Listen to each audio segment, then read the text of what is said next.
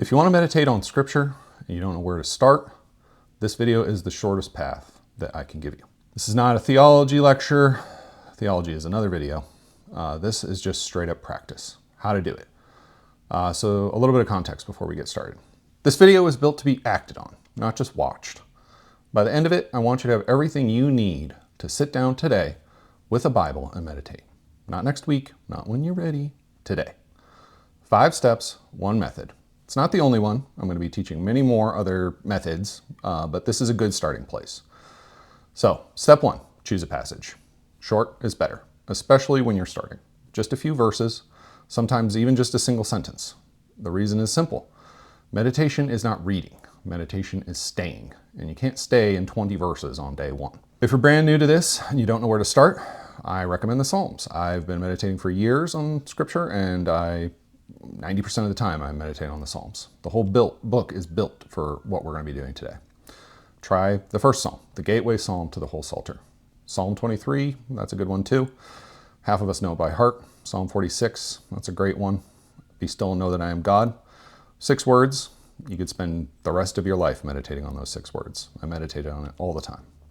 So yeah, 1 passage, pick it before you sit down. Don't burn 5 minutes flipping through your Bible looking for inspiration when you're sitting down. And then step 2, just sit with it. First, your posture. Sit down in a position that's comfortable, so you won't need to move. There's no secret position, there's no Om posture. If you look to the Eastern tradition and even some Christian meditation, you're going to find a lot of arguing about what the right posture is, what posture invites discipline. No, I don't buy any of that. You really just need to be comfortable. And the point is you just need to be able to stay still for 5 minutes, 10 minutes, however long you're meditating. That's it. Just a comfortable position. Now, relax your shoulders. Rest your hands in your lap. Lay your Bible in your lap or on the table or desk in front of you. Take a deep breath. Speak to God. Pray. Ask Him to be with you here, now, in this moment. Ask Jesus for His presence, that He might be felt and known. Now, read the passage, slowly. Then read it again, and again. This time read it aloud. There's a reason why the Hebrew word for meditate, hagah, carries the sense of muttering or murmuring. The biblical practice puts the words into your mouth, not just your eyes. Reading aloud makes a difference that you can feel in your body. Read it again, and again, and again. By the 3rd or 4th pass, the phrases are going to start to catch you. They're going to start to land a little differently. A word, a clause, a verb, something you didn't notice the first time. Don't rush past what you're noticing. Step 3, stay. This is the hard part. Everything in your day, everything in your habits, your phone, your nervous system, everything is screaming at you to move on. Mark the verse, check the box, get on with your day. Meditation is the discipline of not doing that. You sit with what you've read, you read it again and again, and you say it again and again, and you let that phrase catch you and settle in you. You don't analyze it, you don't pull up a commentary, you don't try to figure out the application to your life this afternoon, you just stay with it.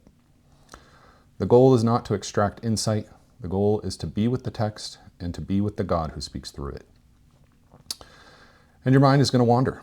Mine still does every single time. I've been doing this every day for 7 years, for 30 minutes a day, and my mind wanders every single time. It's just how the brain works. You can't beat it. You'll find yourself thinking about the email you have to send, the fight you had last night, what you're going to make for dinner. When you notice that your mind has wandered, and noticing itself is part of this discipline, you just come back. You come back to the text, you come back to the Word, you come back to God's presence. You're sitting there with God. You don't need to scold yourself. You don't need to feel frustrated. You need to give yourself grace. Just admit what you're doing. You're giving this time to God. You're giving your attention to God. You don't need to feel bad about, oh, I'll get distracted. That's just the way our minds are today. That's just the way our physical bodies work. Your mind wandering isn't a failure.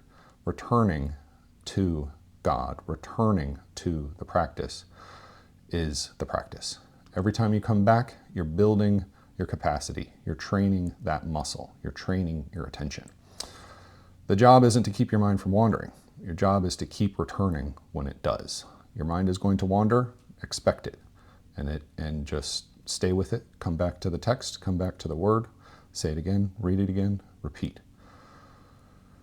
And the fourth step, you should expect nothing.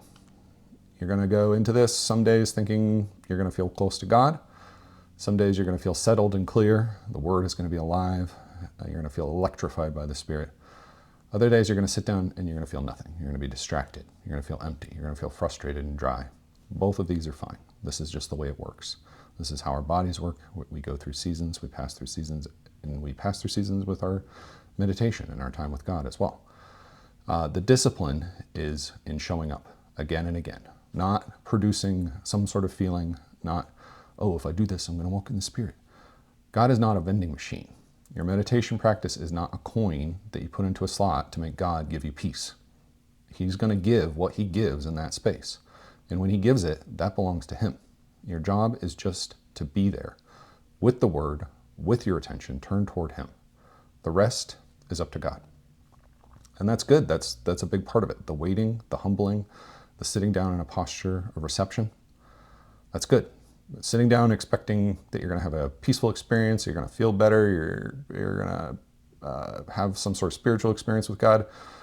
If that's your expectation, you're going to sit down and you're going to quit after a month because you're not noticing spiritual experiences every single time.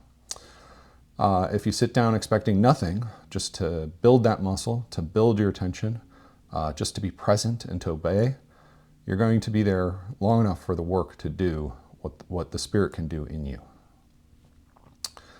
The fifth step, start small. 5 minutes is good. That's a great place to start. I was meditating for 5 minutes a day for months before I tried to build up to a longer time.